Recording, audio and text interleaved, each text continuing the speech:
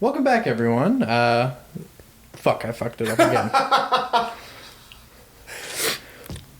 Hello, everyone. Welcome back to Reservations. We're your hosts. I'm Rain Whalen. And I'm Jeremy Blair. And that's how you do a proper intro. Yeah, that's at the top of the show, like you're supposed to. Yes. If anyone, I was going to say, saw our episode last week, you didn't see it. Impossible. I'll get to that in a second. But if you listened to our episode last week, I kind of goofed on the intro. We had already, we hadn't gotten into the movie, but... Yeah, it doesn't matter. I didn't really, yeah. And yes, so we are aware that the first episode is not up on our YouTube just yet. Again, like we mentioned last week, since it's so new for us. And we should also point out that it is just the two of us. Yes. Literally. I mean, we don't have another person that helps us really with We do not have this. editors. We do not have interns, unpaid interns that we can just say, here's all the footage, edit it and put it up. Well, we could have unpaid interns, but we are also unpaid. So Yes. It is just, no one's getting paid. Yeah. Yeah. So just bear with us. That first episode should hopefully be coming out soon. And hopefully with this episode won't take as long either to come out. I hope not either, but the audio will still be out on Tuesday, and Yes. so that's perfectly fine Yes. with me. Yeah, the audio will still come out Tuesdays like they always have. And then videos, I guess, I think once we get I might do video of the next day. You know, we may have released the video the next day. Oh, that'll be interesting. So audio on Tuesdays, Video on Wednesdays. That could work. Would you guys like that? Let us know in the comments that you guys never use. Oh, and I gotta get the season 5 premiere up on the website too, because it is not on the website. Well, because I haven't updated the website yet because we don't have a season 5 logo yet. Oh, that's it. But we will, We guys. will. We think we finally have made a decision. We just gotta get it made. It is very possible that we do. Yes. All right. Well, Rain, this week it's very exciting. To quote the movie, we got a winner. And I am ecstatic to talk about this movie with you today. I have seen this film more than 20 times in my lifetime. I think the first time I ever saw it, I was 14. It was the summer after my 8th grade year. I was going into 9th grade. Uh-huh. And I saw this movie, and then I saw Pi at the same time. You know, we went to high school at the same time, right? No, I know. I know. But I'm just telling you, like, where you were in your life. When I saw Requiem for a Dream, our film for today. Yeah, so let's see, the movie came out in 2000.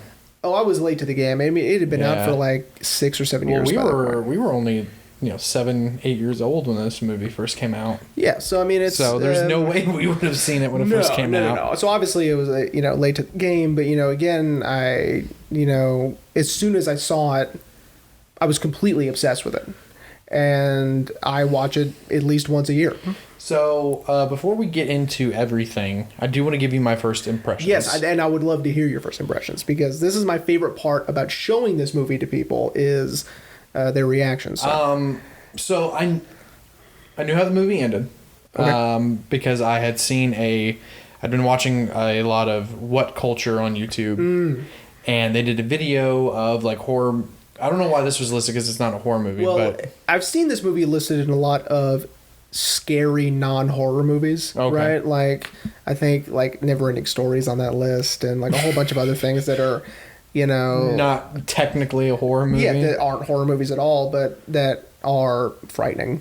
Yeah, and so it was like 10 Fates Worse Than Death, and they talked about Marion.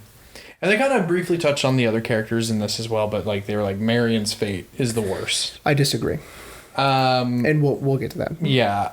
And so I was like, what the hell is this movie? Because I always assumed it as... Because I feel like I had heard about this movie and someone told me it was like... not what it was. They I guess they didn't understand, or maybe they just confused it with a different movie. I see. So my first impressions were... I really enjoyed how Darren Aronofsky shot it. Mm-hmm. I enjoyed the parallel, the side by side footage. Mm-hmm. of course, this, and I know you're gonna hate me, but this is the only movie of his I've seen. Okay. And I know you've given me Black Swan. Yeah. And this is probably controversial, but I refuse to watch Mother because I also know how that movie ends. We'll briefly touch on that because it's because I was going to bring up a couple of his other films just as comparisons, right? But not Noah. No, we can talk about that one also because there's parts of that I like too. I mean, you know, he always has a really creative approach to something, right? And so with Noah, we'll get to Requiem in a second. With Noah, it was treating Noah as someone who is suffering from survivor's guilt, right? And that's such an interesting thing I never thought about, right? Yeah. And so what he does is he takes this story in the Bible that's what, like 2 pages, not even, and Genesis, and really reads in between the lines and does this what if thing. There are some things in there that I don't like in the movie, but like as far as like storytelling or how he took it. As far as things he added in, right? Like the angel stuck in the rocks, or I don't know. There's a few things in there that I didn't care for, but that I still respect the swing, right? Well, and you know, hang on everyone. Well, and you know that movie did get banned in like Jerusalem or some shit. I mean, I don't blame him. But anyway, so like, you know, so I enjoyed a lot of the direction and that, you know, I kept remembering what you said, that this was a independent film. And it just, I was like, this is an independent movie? Technically, yeah. I'm like, there's no way. Because it didn't feel like one. I was also expecting it to be longer. Okay. But of course, in the middle half of the movie, I felt like it... It's one of those... It's a perfect 3-act structure. I wrote that down because it's summer, fall, and winter, right? Right. And I mean, we'll talk about the transitions between each one, but I think that's what kind of makes it not seem as long, right? It's almost episodic. But not quite. Well, what I mean is, like, I guess once we get to fall, it almost like all of a sudden the film becomes 2 hours longer. It feels... Okay. In my opinion, it felt stretched out. Did I hate it? No, I did not hate it. There were things... so I told her how... Because Ashley kind of watched the last 30 minutes with me. The best part to watch, I guess. But she probably needed some context. I was trying to give her some, because she was busy while I was watching, and I tried to give her enough, but I knew, I was like, there's so much going on in this movie that just a little snag here and there will not do it justice, you know. But it physically made me feel, like a movie has never physically made me feel something. Okay. Like my physical body was like... Like, it's hard to describe. Like, it wasn't, like, disgust or anything. But I was just like, I don't feel good now. Right. I mean, you're not really supposed to. Well, yeah. Right? There is no cathartic end to this movie. No. The nicest thing Aronofsky does is let you breathe during the closing credits. That's it. Yeah. But until then, he's yours. Right? Yeah. And... or, you know, you're his, whatever. It doesn't matter. He's got a hold of you. Right. Until then. And then he lets you go and lets you breathe. Yeah. So, all right. Here's what's gonna happen. Okay. Throughout our conversation, you are going to really, really respect this movie. And you're really going to appreciate it more than you do now. Okay. I promise. Because there is some things in here that is just so unbelievable and so creative. This entire film is creative. You've never seen a movie like it. Yeah, probably. And, you know, I'm really glad that has become part of our sort of lexicon on this show. That's not the first time I've said that, you know? And so I'm really glad that we're talking about film on the show that really pushes boundaries. Yeah. And this film really pushes boundaries. As soon as Sarah locks herself in the closet, and we split the screen so we can see both of them. I was like, I'm in, you know. Yeah. Well, I'm ready to do this. I got my Nickelodeon sweater on. Perfect. Yeah, and you need it. You need the Nickelodeon sweater because we're about to get slimed. Yeah, that's right. About to get slimed with sadness and creativity. That's what we're about to do. So let's talk about the film as a whole, the narrative as a whole. Right. Okay. Yeah, because Darren just throws us in. He really does. No slow intro. He's our characters. No. Here are your characters. Go. Yeah. And, I mean, what he does so perfectly in this film is laying out each character's motivations. Right. Here's what they want. Right? Right. And they're going to try their best to achieve. Ready, go. Sarah's is the saddest for me. Sarah... Yeah.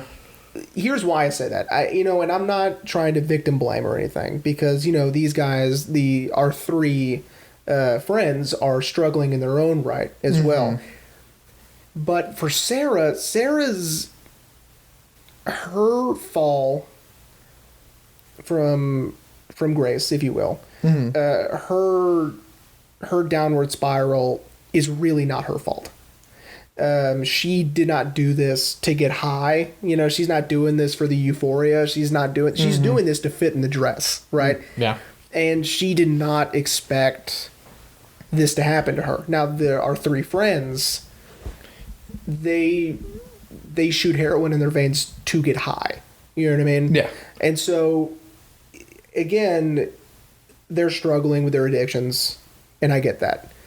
I would say theirs isn't on purpose either, but Sarah's is definitely not on purpose. Hers is completely by accident. Yeah, Sarah definitely is almost the more innocent of our characters. Especially at the end when her friends come to visit her. And the following scene, they're kind of... Did you expect her to look like that, by the way? Because you don't really see her until they cut back to her after we get the reaction from her friends, right? Yeah, well, when he sent that meme a while back to us and Al, I completely forgot about that. I was like, oh, that's where he got that from. That's where I got the But my very next word was after we see Sarah and then we see her friends outside like hysterical. I was like, well, you're the ones who kind of fucking did this to her. Wow. I mean, but for reals though, like the one friend was like, yeah, she went to this doctor.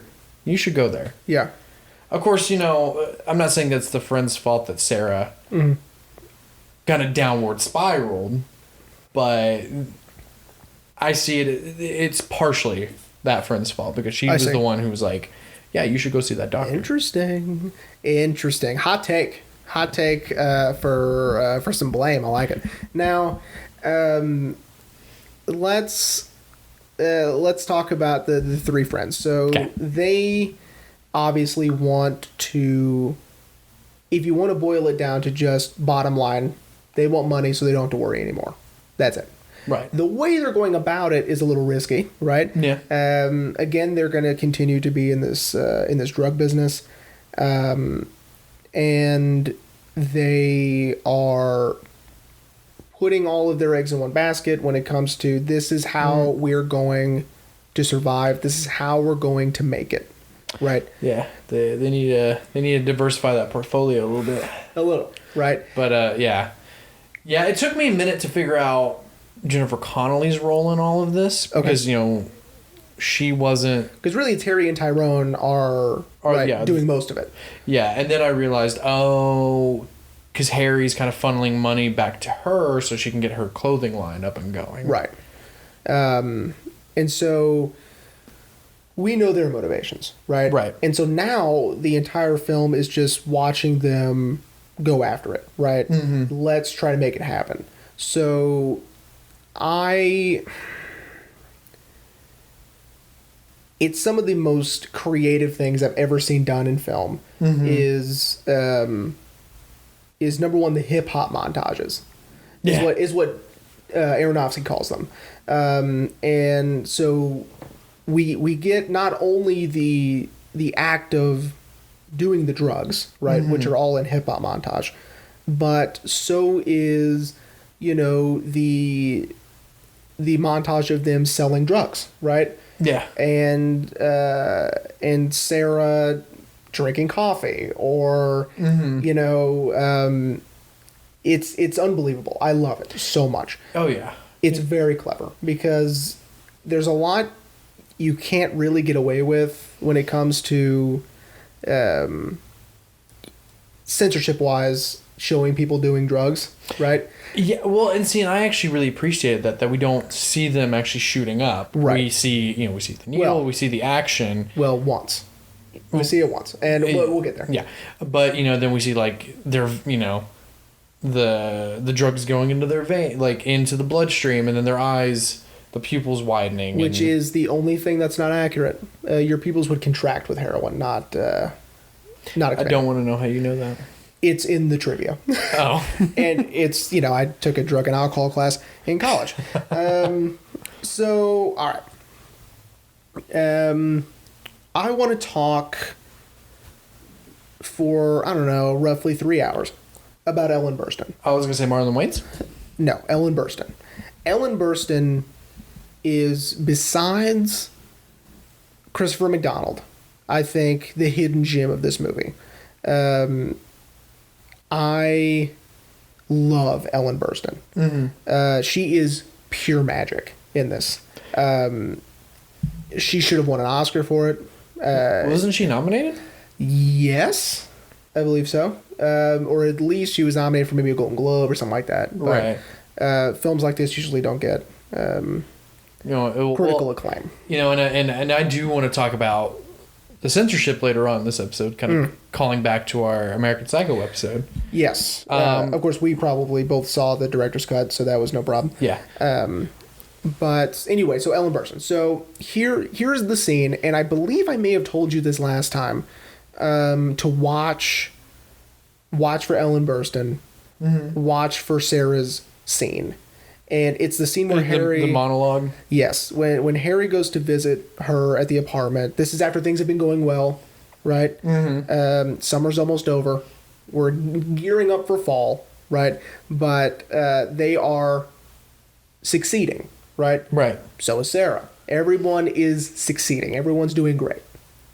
So far, right? So far. We have plateaued, right? Mm-hmm. If you want to think of it as a graph. And he has noticed her grinding her teeth, which is where we get this brilliant switch with the camera, where instead of primarily focusing on the sunlight side of their face, now we're in the shadow side of their faces. Mm-hmm. And we flip around because he's starting to notice something strange about Sarah, and it's because she's on uppers, right? She's on diet pills. Yeah. And her monologue into explaining why this is so important to her, why being on television is so important to her, why she really needs this, is devastating. And it's so sad. But here's what makes it, to me, the best scene in the film, is it's so powerful and it's so engrossing that she's a little off-center on screen. After she was done, after they had called cut, Aronofsky went around to the camera guy to scream at him because he goes, "What the fuck? That was perfect." And she's offset, and he stops because he looked up and he's crying, the cameraman, and he said, "I'm sorry, I fogged up the lens. I couldn't see her. I'm so sorry," and because he was sobbing because it was, her monologue was, you know. And I'm assuming they didn't retake it. So heartbreaking. No, of course not, because that's got to be the one that you put in the film, right? Yeah. And so that is the one they put in the film. And sorry about that. And so again, Ellen Burstyn just gives this movie her all, right? And especially when we get to the last half or the last quarter of the film, right, is really when she starts to, I mean, just hit home run after home run every scene she's in, because she's selling it, right? Oh yeah, and you know, when I was watching the on the special features like her talking about it. Of course, now she's older. Right. But saying how, she wasn't really interested in it from the get-go. But then when her agent had her watch Pi, she was like, all right, let's do this. Yeah, because Pi is fantastic. And then how she, adopted her Brooklyn accent from Darren's mom, who was on set. Who is in the movie as well. Really? Yes, she is in one of the wide shots of all of the women laying on the lounge chair. She's on the end or something like that. Oh, okay. And his dad's in the movie too, and we'll get to that. But yeah, and it is really sad because it almost makes you feel bad about leaving home. Like, maybe I should have stayed home, at least like how I was interpreting it. Because it almost seems like Harry's kind of got that inner thinking, like maybe I should stay home. Or yeah, Harry, his relationship with his mother is very toxic, or at least strained, right? Because when he's about to leave, we get that beautiful wide shot of them on the opposite side of the room, and they don't hug, they don't touch each other. No, I love you. Just bye. Just okay, see ya. Mm-hmm. And of course that is completely on purpose, that they are not to be near one another during that exchange. And then of course we get the following scene with him in the cab, and then we get one of his white frame fadeaways, which is the before and after, right? Before drugs and then after, right? Jennifer Connelly gets one also when she's standing in front of the mirror. Yeah. Where we get a before and after. Yeah. And it's meant to, show the euphoria, right? But that it doesn't truly fix their problem, right? It's just fixing their perception of the problem. Yeah. And again, I don't feel like that, we're talking really negatively about drugs in this episode is, I don't think the movie's that preachy.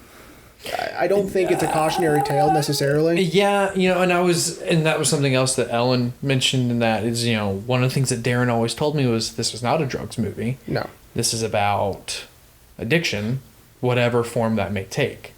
Which I could see, because even before Sarah was taking the diet pills, that's all she would do is just watch TV. Watch TV and eat junk, right? Yeah. Addiction, right? Even Harry says it like she's an addict. She's the biggest TV junkie. Yeah. Yeah. And it's... Yeah, I don't feel like it's that preachy, because there are... Sorry, everyone. I'm sliding down on the chair. Yeah, it's fine. There are, I have seen drug movies that are very preachy, that are very like, oh, this is why you shouldn't do drugs, kids. But I don't think Darren... I don't think he was trying to show us that way. I think he was trying to show, like, hey, look, seriously, this is the aftermath of having a full-blown addiction like this. Right. And of course, I haven't read the book, so. I haven't either, but you could even argue that Sarah's downward spiral is only because she's addicted to television.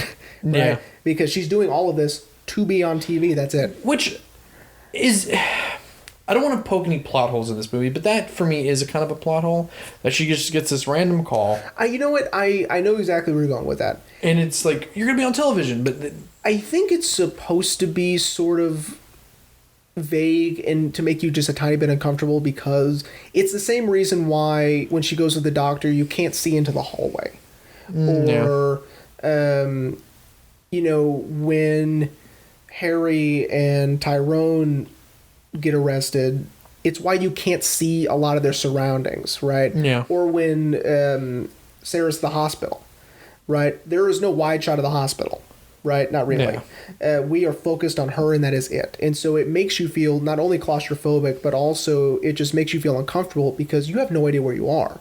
Yeah. And it's putting you in their shoes of just being confused, scared, right? And completely unaware of what is happening to them, right? Which I think is why, in Marion's case, we don't get to see the house really. We don't really get to see the room. It's dark. And when she has sex with Arnold? Yes. Yeah. Not only Arnold, but when they go into the mansion for the party, is what I'm going to call it. Keith David's. Yeah. Oh, yeah. And so, I think that's completely on purpose. And I think this is a little taste of that in the beginning where... You kind of gear the audience up for... I guess so. And it's supposed to sort of be strange, I think. And it is paid off at the end when she goes to that building and they explain to her that it was legitimate. It just takes a while. Yeah. And so, again, no one is pulling her leg. This isn't a delusion of any sort. It's just she's misunderstanding the situation. And, of course, now she's completely incoherent, right?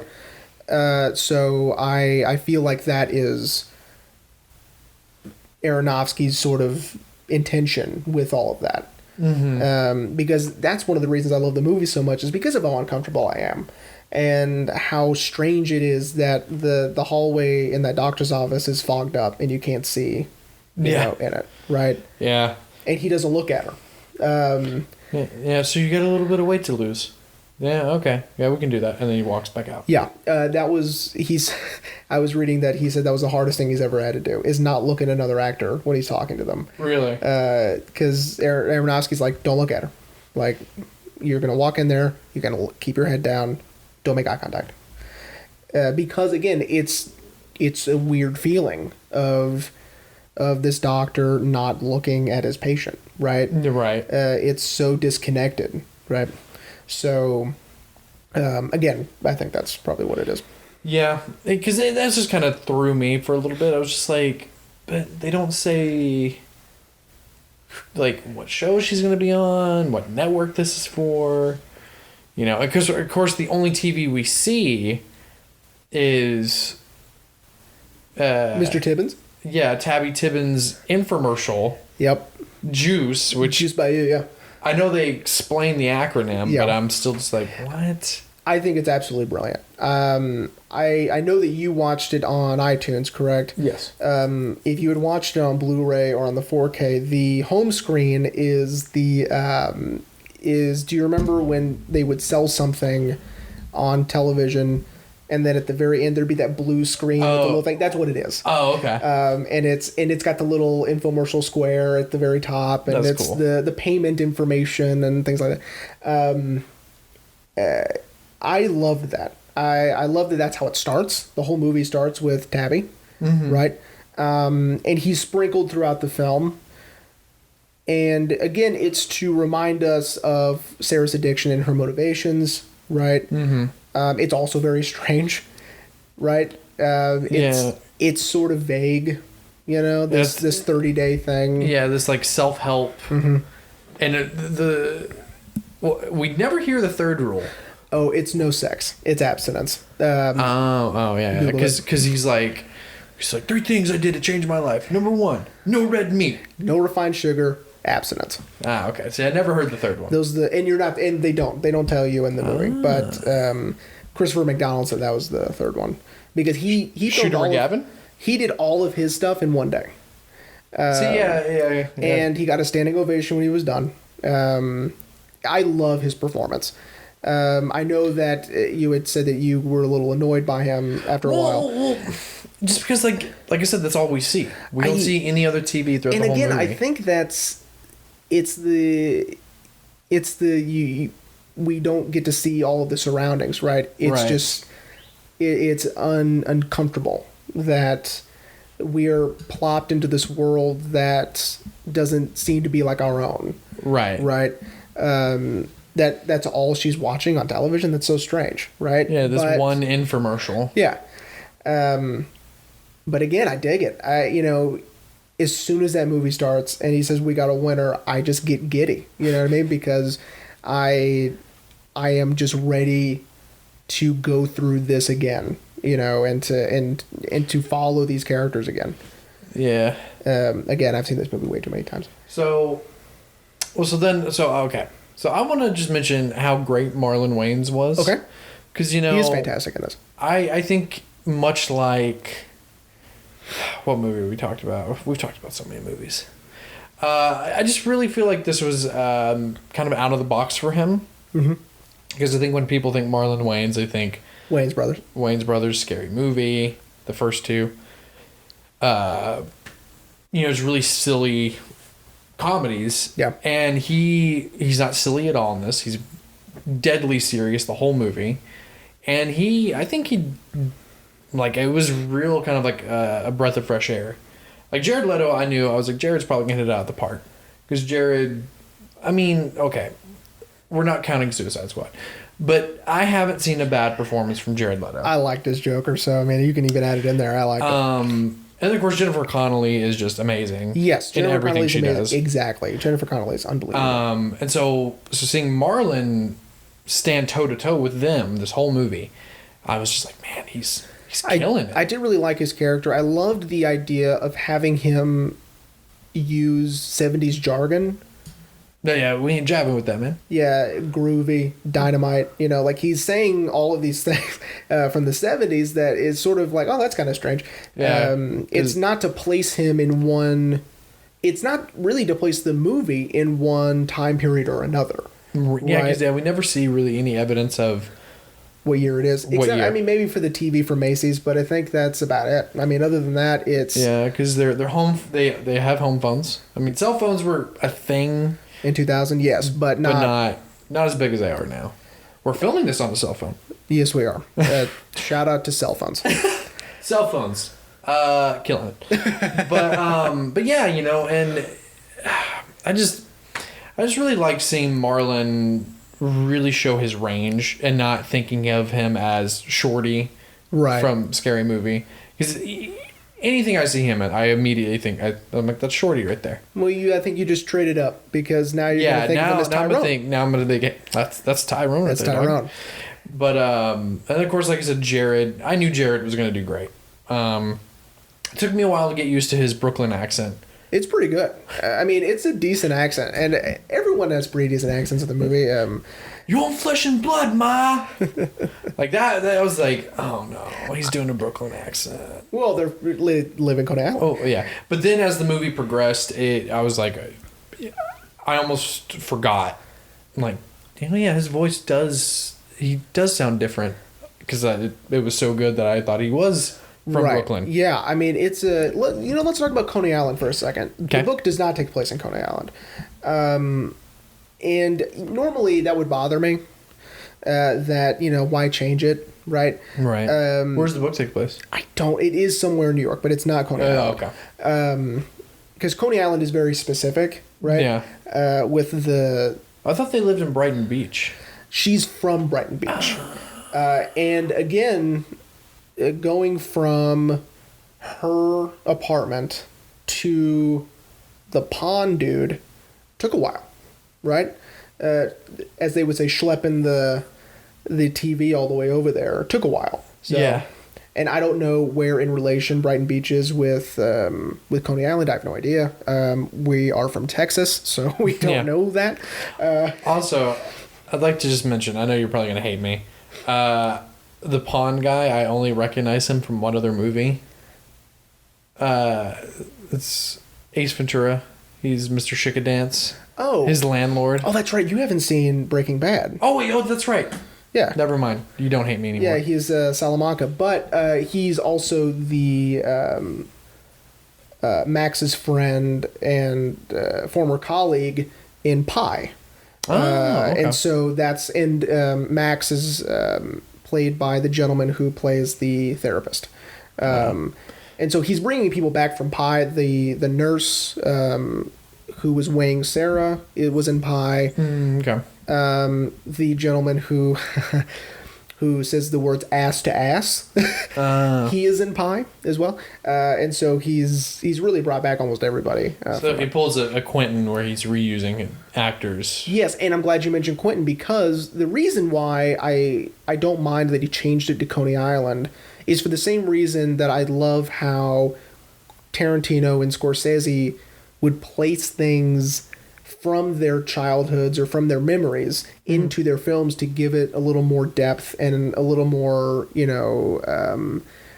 I guess, 3 dimensions, right? Or to give it something personally from them. And Aronofsky is from Coney Island. I was just about to ask if he And was. so he remembers, hanging out with friends underneath the pier, and he remembers throwing paper airplanes off of from buildings, and you could see the carnival rides, and you could see the beach, and so I do like that he added a little bit of himself into this, so he could really personally put a lot of himself into this movie, Right. and bring out a lot of emotion from that. And I think that's what makes the movie so great, is once he decided to place it in a place he's very familiar with and loves, he will do anything he can to make this story the best he can, right? Well, and he wrote the script, or co-wrote the script, right? Mm-hmm. So, because I know I was reading that he optioned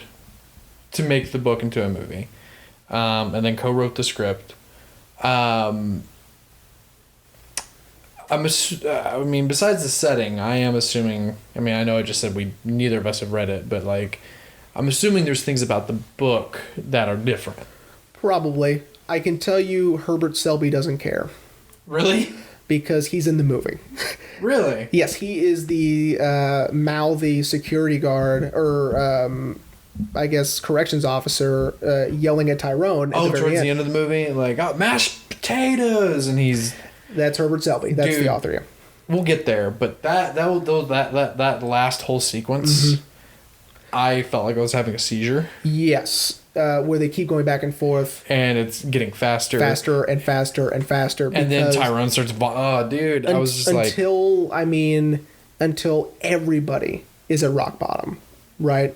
And that's the whole thing. We are going from deciding what we're going to do to follow essentially our dream, right? Or our goal, until they hit rock bottom. And that is the exact point where we go from summer to fall to winter, right? And that's where it hits. Yeah, and again, we're going to get there. Right. But I do want to mention how I immediately knew when Harry calls Marion from jail, and she's like, I need you to come home today. It's the saddest thing in the world. He's like, I'll come. And I'm like, she knows he's not coming back. Right. And they both do. Obviously he knows he's not going anywhere. And she does too. She knows that, she just needs to hear the words, right? Mm-hmm. And I was going to send you a GIF of Requiem before you started. I was going to try to find a Tabby Tibbins one. But instead they were just the really sad ones. It was her on the phone saying, will you come today? And I was like, oh, no. And he wouldn't get it yet. So, the whole time I was like, oh. That's one of the saddest moments in the film. Yeah, because then she wipes her tear away, and I'm like, she knows he's not coming back. And they actually, in real time, had that conversation. Really? The phones were connected to one another, yeah. And so they were like, a couple of, doors away from one another. So, I do want to ask this, though. Sure. So, they get arrested on their way to Florida. Mm-hmm. They are somewhere in between New York and Florida. Right. At one point, we do know 600 miles away. Yeah. So, my only thing is, wherever they were, apparently, I guess just seeing track marks is enough to get you arrested. Because that's what I assumed. They are going further south. And, of course, a lot of places still have no tolerance policies. I had a feeling, because how Darren was setting it up, I had a feeling Marlon was going to get arrested for no reason. I was like, how these guys keep coming in, these white men keep coming into frame and looking at him, he's going to get arrested. I know he is. But then when Jared got arrested, I was like, the only thing that could have gotten him arrested is the track marks, which one has become infected, which is the whole reason they're in a hospital to begin with.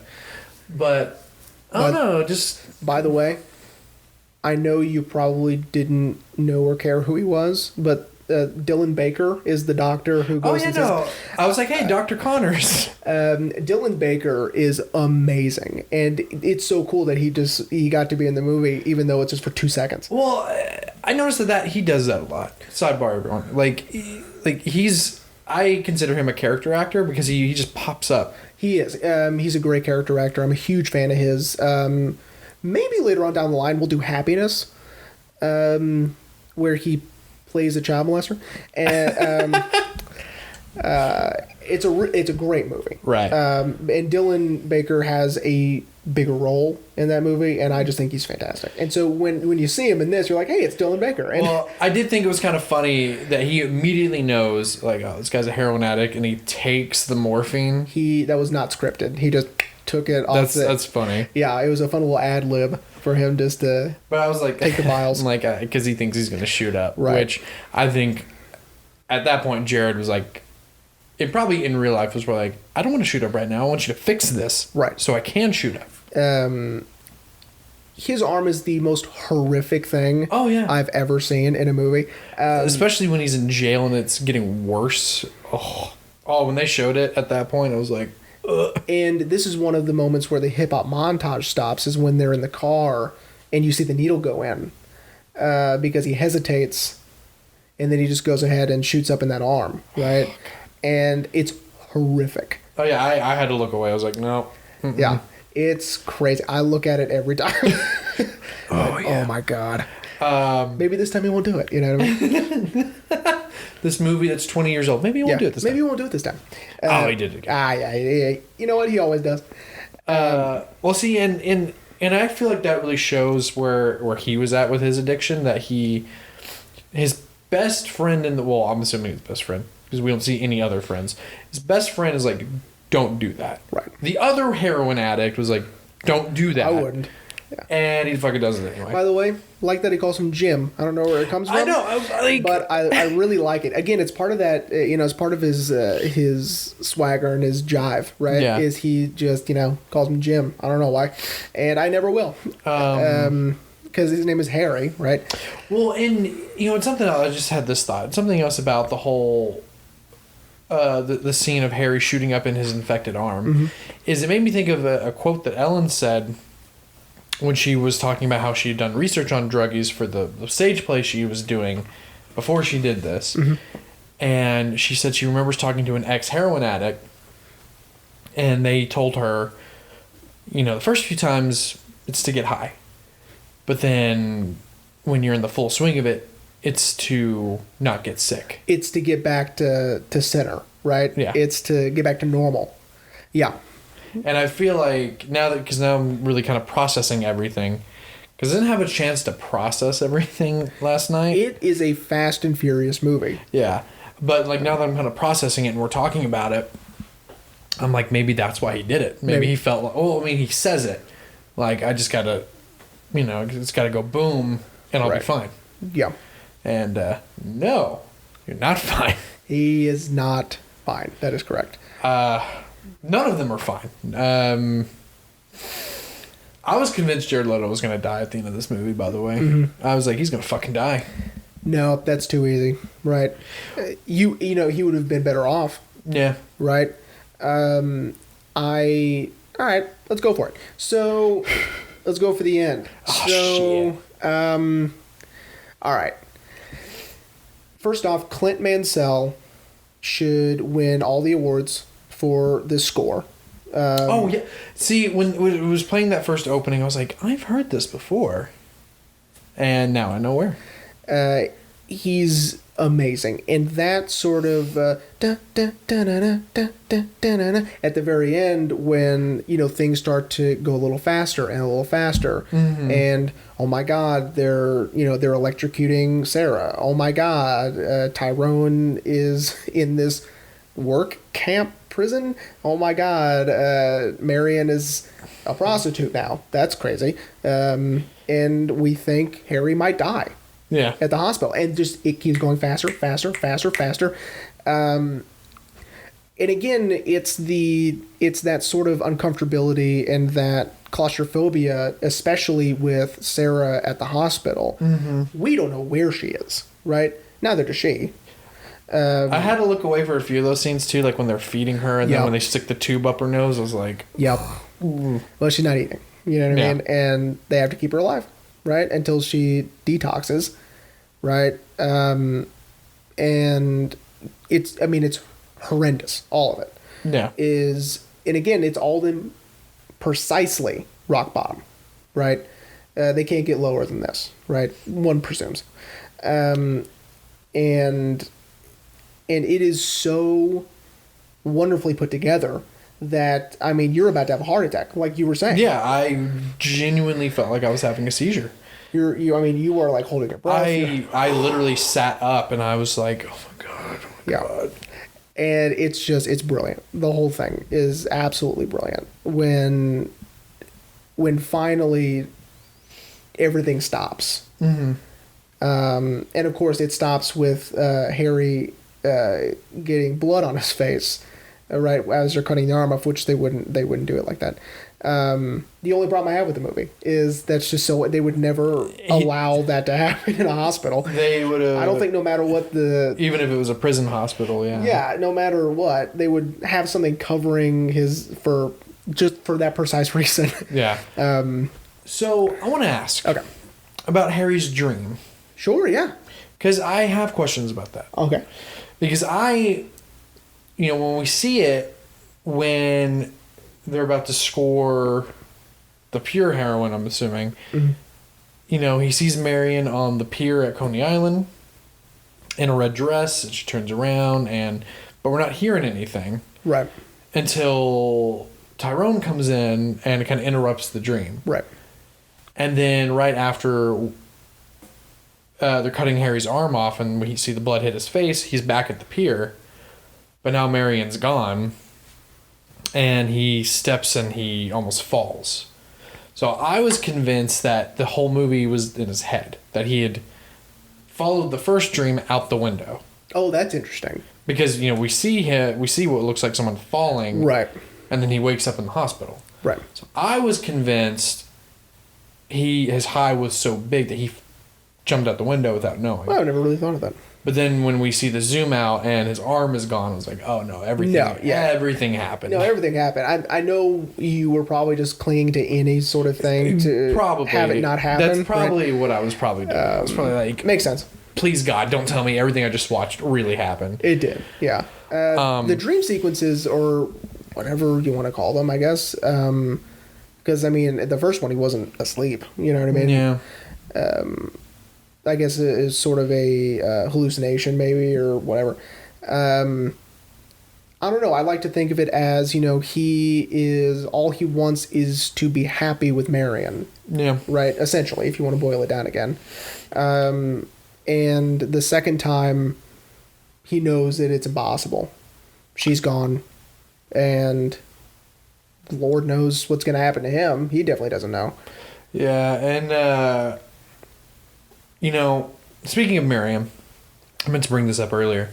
When she comes back for having sex with Arnold, they're just kind of sitting there silent. I openly said, I was like, dude, you can't get mad at her. You're the one who told her to do it. I think they're just depressed, right? That they've had to sink this low. They both know that they've made the wrong decision. Right. There's a couple of things that I thought about you because Aronofsky takes some shots he has seen from different animes and he put it in this film when they're in bed and Harry is facing the camera and she is facing sideways. Mm-hmm. And you can sort of see her silhouette. I think he said he took that from one. And then her in the bathtub. Took that from one also. That I love that shot, by the way. Her in the bathtub, and then she just screams. Oh, dude, I loved it. Yeah. Because that was right after her Keith David incident. Keith David. I love Keith David. Another great character actor. I've never seen him play a slime ball before. He's good. And he was terrifying. Yeah. Like, I've seen him play a bad guy. I've seen him play a good guy. I've seen him play a dad. I think one of my favorite roles of his is when he was recast to play Gus's dad in Psych because they couldn't get Ernie Hudson back, which I was a little upset with, but I think Keith David did just as good as a job as Ernie Hudson.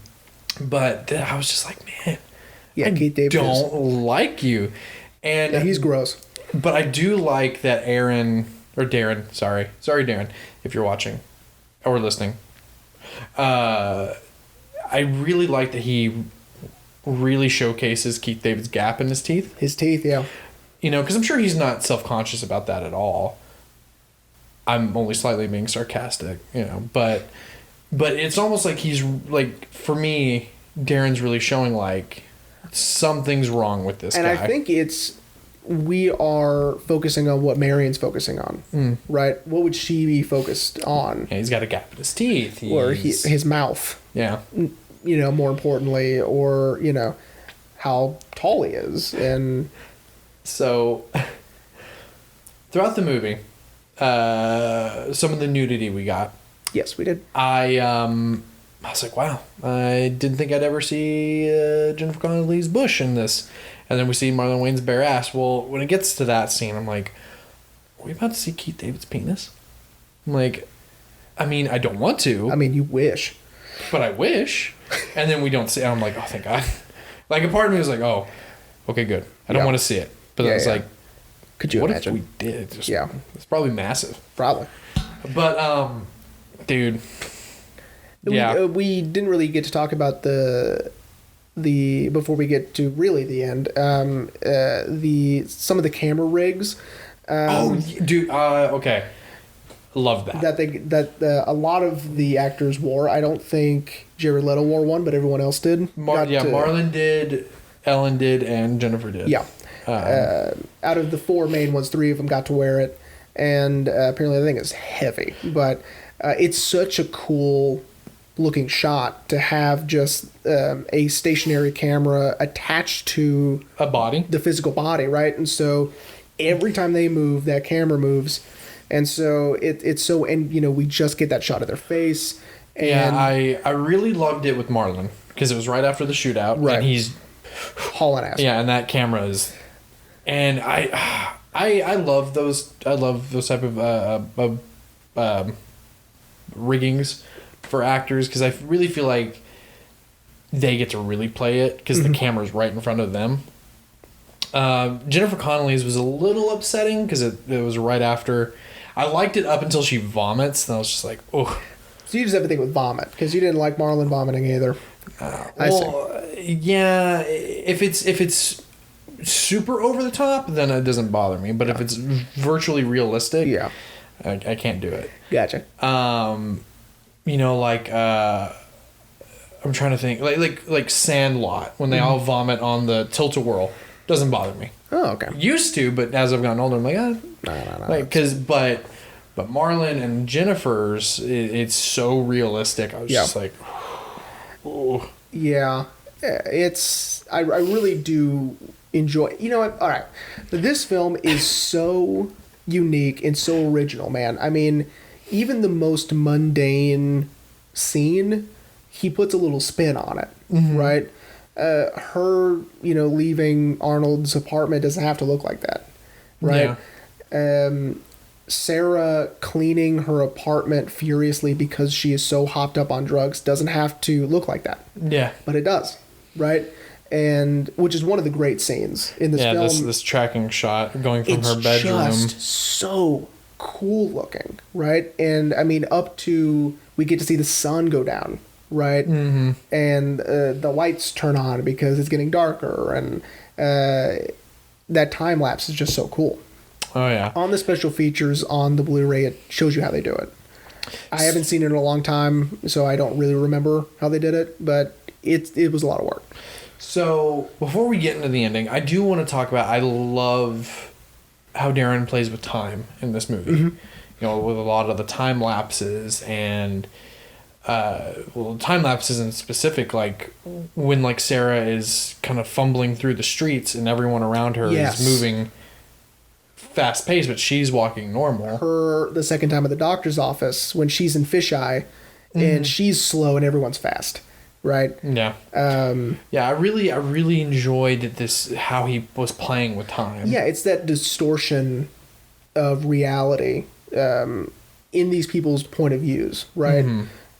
Sarah is so strung out on these drugs that, you know, her perception is altered, right? It's brilliant. I completely agree with you. Yeah. So the ending. All right. Every single person hits rock bottom, right? And I truly love how he has them all turn to their right, put their knees to their chest, right? And we fade to the next person, right? Right. Until Sarah. Everyone seems to understand the weight of their situation except for Marion. I got a feeling she was almost like Marion is almost content. Yeah. Right? Even though she probably shouldn't be. But she got what she wanted at the time, right? Money and drugs. Congratulations. Right? She is completely, I think, unaware in that moment of her downfall, of her rock bottom. And that is, to me, more depressing. Marion's. Yeah, maybe that's why it was listed on that video, because I think, because, I felt like, I was like, she doesn't seem to be that concerned with the fact of what she did, which we're about to talk about. A normal self-respecting person probably would have been like, oh my God, I can't believe I just did that. Right. Why did I do that? Right. And of course, Darren, she seems like she feels that way. Like she just can't believe that she's put herself in this situation. But once it's all over, it's all over. Right. Yeah. And until next time, you know. Yeah. And, and it's sad, because we get Jared's reaction first. He wakes up from the operation. And we get sort of that, that Jonathan Demme Silence of the Lambs thing where it's close up, right? Direct to camera instead of like a two-shot or whatever, right?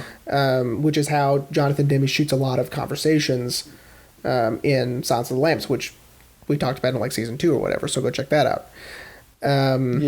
Season 2? And so I really liked that. Again, didn't have to do that, right? And it's so devastating that Harry just knows that he's never going to see Marion again. Yeah. Right. Yeah, and this poor nurse, all she can do is just comfort him. No, she'll come. And he's like... No, he won't. No, she won't. And before we get to everyone else's, I meant to mention this, the whole movie, Harry... Maybe you might agree with me on this. Harry uses heroin so he doesn't have to feel. I agree. Like when he leaves his mom's house and he sees the state she's in, he starts to cry. And he quickly shoots up and he's fine. And then when Marion is with Arnold, he starts to fantasize like, oh my God, what are they doing? I got to shoot up really quickly. Not the actor who plays Arnold, by the way. Yeah. Because, he's that dude's bald on top. Yeah. But then, now here he is at rock bottom and he has no choice, but he has to feel it. Right. And maybe it was an acting choice, but Jared Leto's an ugly crier, by the way. Yeah. I don't know if it was his choice to really contort his face. Probably. But if not, he's an ugly crier. I'm trying to remember him crying in another movie, and I can't. But because I don't think he's cried in any other movie. Yeah, he probably cried in Dallas Buyers Club. It's been a while since I've seen that. But then, then we get Marlon, who all he can think about is his mom. Because his whole motivation is he wants to make his mom proud. Right. And again, it was a good setup to that, when he's playing with the mirrors and then we get that flashback, right? And again, great tracking shot of that kid, running up the stairs and through the hallway and right to her lap, right? Holding an orange, by the way. That's on purpose. And so is the guy peeling the orange at the back of the grocery store. Yeah. Again, we've debunked this, but... it's supposed to be that, that rumor that for Godfather. Yeah, right? that when someone has an orange, they die. Right, or something horrible. Something horrible about to happen, right. Yeah. And we said it was because... they just wanted more color. Yeah. It was too dark and too monochromatic, and so they needed a pop of color. But, and then we get Marion, who, again, I agree with you. She seems content. She does, and again... With her big-ass wad of money. More depressing. Yeah. And then we get Sarah, who, she hasn't been responding to their efforts of trying to feed her. But now she seems aware, right? Of like what she's... I think she's more aware where she is, number one. What's gone on. Yeah, and, I think now that she's sort of detoxed a bit, is my impression of Sarah at the very end. But that escapism is still there and that she needs, right? And that's when we get the final... almost the mirror of the beginning. And it's tremendously sad. Yeah. The very end. If you are not a crier, you wanted to, when she is so excited to see Harry, and that he's successful, and that he's gonna have a baby, and she's in the red dress, and she's thin, and she's on television.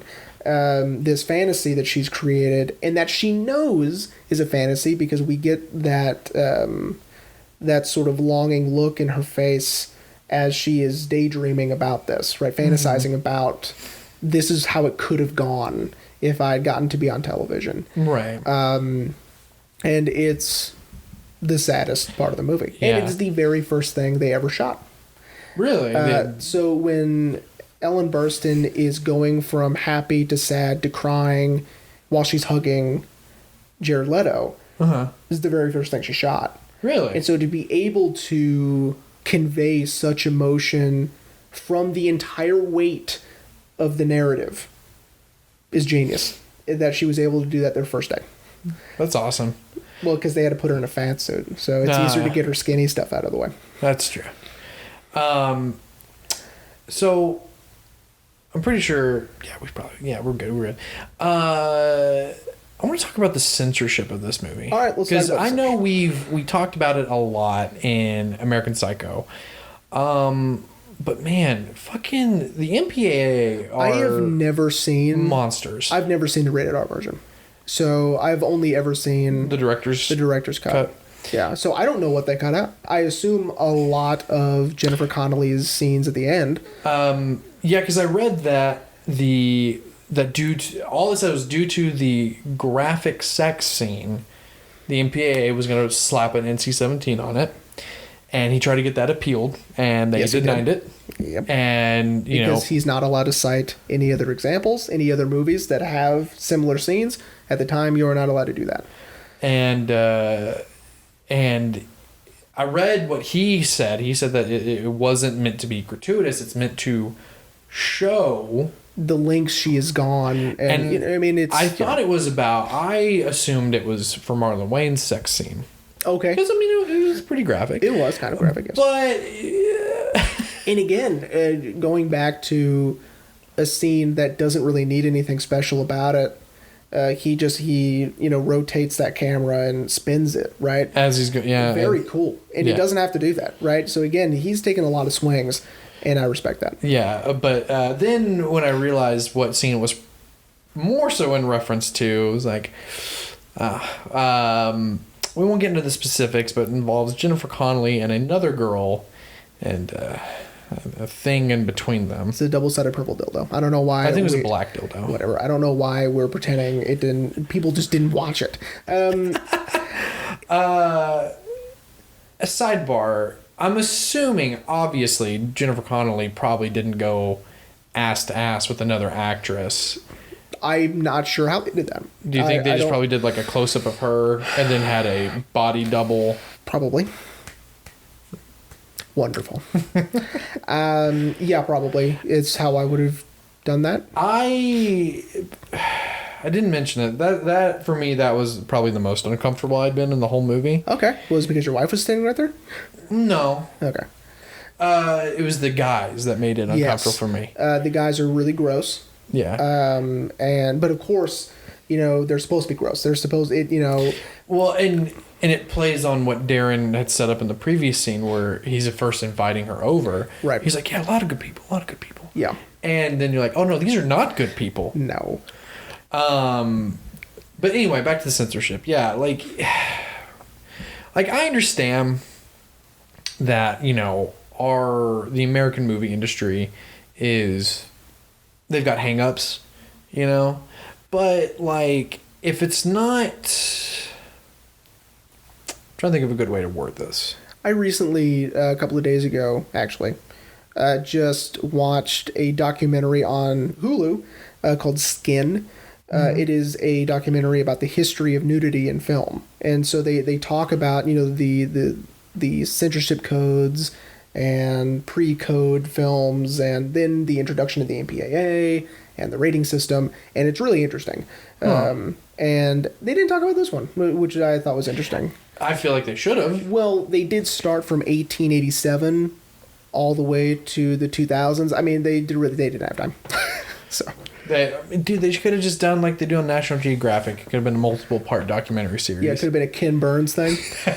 Maybe. But anyway, the point being is, with a film like this that's so, it's art. I mean, I think all film is art, but this one specifically is an art piece. I think the rules should have been a little bit more relaxed, because what we're seeing is not, I mean, it is gratuitous, but not for the sake of gratuity, for the sake... I mean, I would say it's graphic and not gratuitous. I would say that, it's graphic, but it's not for the sake... integral to the plot. Right, which is what Darren said to the board, is we have to see how low she's getting. Here's why they said no to the appeal. It's an independent film. It's not a big studio. Jack Valenti works for the studio. He doesn't work for filmmakers. He's bought. Jack Valenti, That's a good thing he's in hell. That's right. Works for the studios. And so at the time, he's not a big studio. It's an independent film. And, so if Darren would have been able to sell this movie to, say, like Warner, you think he probably would have gotten an okay probably ish. And if he was someone else, probably. Like at this point, if he was Martin Scorsese. Yeah, like if Scorsese had this in a film and it's Warner Brothers, he'd have been like, They'd be like, oh yeah, Martin, yeah, there you go, buddy. Wouldn't have even been a conversation. So, it's one of those unfair things about the MPAA. Less so now, but definitely back then. But I agree. I agree that the censorship was unfair. But take a lesson, kids. If you want to make a film in America and you want graphic sex, you may not get it. Be Martin Scorsese. Yes. Just steal his life, remake all his movies, and then there you go. That'd be fun. I will say that there's a great documentary about the MPAA called "This Film Is Not Yet Rated" by Kirby Dick. I think you've already told me this one. It's amazing. So, if our audience is interested in that, it's called "This Film Is Not Yet Rated" by Kirby Dick. He also did The Invisible War, I believe Hunting Ground as well. He's a great documentarian. So yeah. So Jeremy, are you ready to wrap up? Sure. I love this movie. This is by far one of my favorites. It'll always be in my top 5. Once I saw it, I would tell people this is my favorite movie. Until I was in college, probably. Yeah. And then it changes. But now it's I'm thinking of ending things, which I still will watch. Calm yourself. It is not, but I do love I'm Thinking of Ending Things. It's M. Fritz line. Yeah. But again, this film is brilliant. And it's sad from the very beginning, I think, because once Harry takes the television, Sarah talks to Seymour and said, everything is going to be okay. Everything is going to work out just fine. And then slam Requiem for a Dream off to the races. That garage door sound, by the way, the sound design of that, I loved. Before we talk about, give our teaser for next week, I did want to ask, what does the title mean? Well, a requiem is a piece of music for usually a funeral. Okay. And so it's essentially like funeral for a dream. Yeah, I mean these guys, it's the death of a dream. It's almost a literal translation, I guess. But I don't know. But that's what a requiem is. It's a piece of music. Okay. So Jeremy. Yes, sir. Would you like to know what we're talking about next week? I would love to know what we're talking about next week. It is not my pick, so go ahead. I have been going back and forth a lot. And lately I have been wanting to do some movies that, in my personal opinion, are breaking the norms. Though it's a couple that I have picked out, and we'll probably do them later, either this season or next season. But it's movies, in my opinion, either from a director or an actor, that really breaks the mold in their style. And it was a tie on either of these, and I decided to go with this one. Okay. It's probably one of my favorite Jim Carrey movies. What's a Jim Carrey movie? That's The Truman Show. I love The Truman Show. Of course you do, because you're an American, and Jim Carrey fucking I'm sure kills it. Our non-American listeners also I'm love... so sorry, our listeners in Ireland and Germany. And Iraq. Oh, that's right, we do have listeners in Iraq.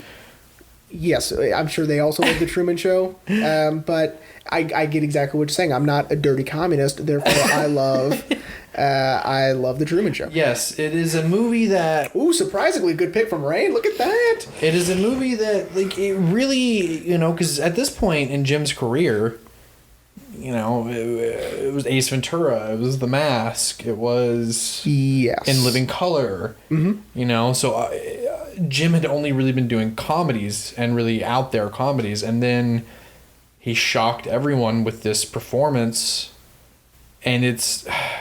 Truman Show is fantastic. I have a great bit I do about cats. I feel like we are Truman Showing indoor cats, because they, let's say they try to walk outside, no, no, slam the door. It's almost like their ship has hit the edge of the edge of the set. You know what I mean? So I personally think that Americans and everyone in the world have been Truman Showing indoor cats for years. Absolutely. There's little Trumans out there thinking this is the whole world. My world only beyond these four walls. That's right. Ooh, good pick, Rain. Yeah. I'll tell you what the tie was. Okay. It's going to be off mic. But we hope everyone enjoyed Requiem for a Dream. Again, just give us some time. We'll have episode 1, the premiere, up on our YouTube. Once we do, we will probably share that shit everywhere. Probably. And then we will have the audio up on Tuesday, and I will try to get the video up on Wednesday. Perfect. We also hope everyone had a great Thanksgiving. Yes. I mean, in relative to this episode, Thanksgiving was only 2 days ago. For you guys, it would have been almost a week. Almost. A week. So, but again, hope everyone had a great, safe Thanksgiving and gearing up for the holidays. We are probably not. I would say that we're not going to do a Christmas movie. That's your thing. I guess we are. So I wouldn't have wanted to, but that's fine. Get ready, guys, for this season. It's going to be great. I am planning on bringing a lot more downers this season. So introducing... Especially when we're about to be in December. So yeah, you know what I mean? Just we're right in for the holiday season. My picks are going to be some downers this season, but really good downers. Really good downers. Of course. This was a really good downer. I mean, it was. But, all right, everyone. Well, please subscribe to the YouTube channel, and we will catch you guys next week.